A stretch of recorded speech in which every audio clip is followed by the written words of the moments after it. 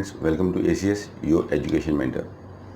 Friends, NEET UG का exam अब यहाँ से बहुत ही करीब है।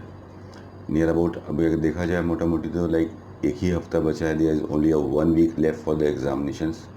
सो फ्रेंड्स, ये हाई टाइम है रिवीजन के लिए। यहाँ पे कुछ भी नया पढ़ने के लिए अभी टाइम नहीं और कॉन्सेप्ट को क्लियर करने के लिए टाइम नहीं है स्टूडेंट्स के पास। बेटर यही रहता है कि जिस चीज़ को पढ़ा है हमने पिछले 6 महीने में, 3 महीने में, 2 महीने में या 1 साल में, अब उन चीज़ों का मैक्सिमम रिवीजन किया जाए, मैक्सिमम टाइम प्रैक्टिस किया जाए कि उसके ऊपर हम अपना ज़्यादा से ज़्यादा कॉन्फिडेंस बिल्डअप कर लें एग्जामिनेशन सेंटर के अंदर, फिर उस टाइप के क्वेश्चन को हम ईजिली से सॉल्व कर सकें। आपके लिए कुछ टॉपिक्स आज के सेशन में हम आपको देते हैं, जिसको अगर आप लास्ट के मोमेंट कुछ रिवाइज करते हो तो आपके लिए काफ़ी बेनिफिशियल रहेगा। बिकॉज आपका अगर देखा जाए मैक्सिमम जो क्वेश्चन आपका मोर देन 90% ऑफ जो पेपर आएगा, क्वेश्चन पेपर आपका इन्हीं सब टॉपिक्स के अंदर से आएगा। तो अगर आप इन टॉपिक्स का सही से रिवीजन करते हो तो that will be very beneficial for you guys in the examination centre. अगर हम इसके ऊपर फिजिक्स के ऊपर देखते हैं, फर्स्ट ऑफ ऑल फिजिक्स काफ़ी स्टूडेंट्स के लिए एरिया ऑफ इंटरेस्ट नहीं रहता है। बायोलॉजी के ऊपर काफ़ी स्टूडेंट प्रेफर करते हैं, बट फिजिक्स के ऊपर देखते हैं तो फिजिक्स में 4 ही बेसिकली टॉपिक रहते हैं जिसके ऊपर से आपका 90% पेपर आपका आता है। इसको आप ध्यान से देखते हो तो पहले आपका आता है mechanics, optics, thermodynamics and nuclear physics. तो इन्हीं का अगर आप सही से रिवीजन कर ले तो फिजिक्स के अंदर, फिजिक्स में आप मैकेनिक्स का, ऑप्टिक्स का, थर्मोडाइनमिक्स का और न्यूक्लियर फिजिक्स का अच्छे से रिवीजन करते हो तो एक अच्छी तरीके से आपको एक अच्छे मार्क्स आप पेपर में सिक्योर कर सकते हो in order to get the government medical college. और केमिस्ट्री के अंदर अगर हम देखते हैं क्या क्या मेन टॉपिक रहते हैं हमारे केमिस्ट्री के अंदर, तो केमिस्ट्री के अंदर आपका mole concept, general organic chemistry, periodic table, chemical bonding, coordination chemistry, block elements, ये सब आपके मेजर हॉट टॉपिक्स रहेंगे केमिस्ट्री के अंदर, जिसमें से मैक्सिमम क्वेश्चन आपके इसी टॉपिक्स में से आते हैं।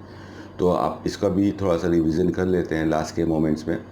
जो भी आपका आपके कुछ नोट्स आपने जो बना के रखे होंगे वो आपके हाथ में होने चाहिए। कुछ फॉर्मूलेस, कुछ कॉन्सेप्ट्स जो आप समझने के लिए करते हो वो लास्ट मोमेंट भी आपके साथ में रहते हैं तो बेटर रहता है। रिवीजन करने का स्टाइल हर बच्चे का अलग रहता है। कुछ लोग प्रैक्टिकल सॉल्व करते हैं, कुछ डायग्राम से, कुछ कॉन्सेप्ट से, कुछ अपने नोट्स को प्रेफर करते हैं। तो लास्ट मोमेंट पर ज़्यादा एक्सपेरिमेंट नहीं करना है। जो भी आपका कंफर्टेबल जोन है आप उसी तरीके से ही अपना रिविज़न को आगे प्रोसेस करिए। और बायोलॉजी जो कि सबसे मेन हॉट टॉपिक रहता है स्टूडेंट्स का, बायोलॉजी के ऊपर जो मेन सब्जेक्ट्स देखते हैं कि क्या रहते हैं जिससे हमारा मैक्सिमम क्वेश्चन पेपर सेट होगा। तो बायोलॉजी के अंदर जो आपके मेन हॉट टॉपिक्स रहेंगे वो आपका रहेगा ecology, environmental genetics, cell biology, morphology, reproduction of physiology of plants and animals और बेसिक्स ऑफ बायोटेक्नोलॉजी, और लास्ट में आपका रहेगा फिजियोलॉजी। तो इसमें से आपका बेसिकली आप देखते हो तो 90% से ज़्यादा आपका बायोलॉजी का कॉन्सेप्ट इन्हीं रीजन से रहेगा।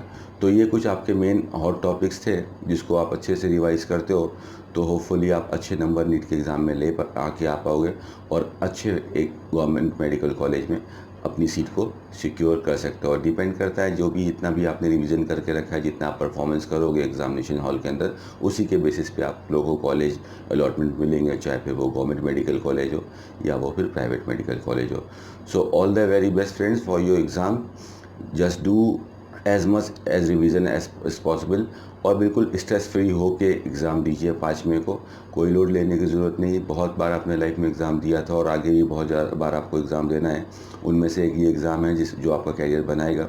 सो इसमें ज़्यादा सोचना नहीं है, ज़्यादा से ज़्यादा रिवीजन कीजिए and all the very best for your exam. Thank you very much friends.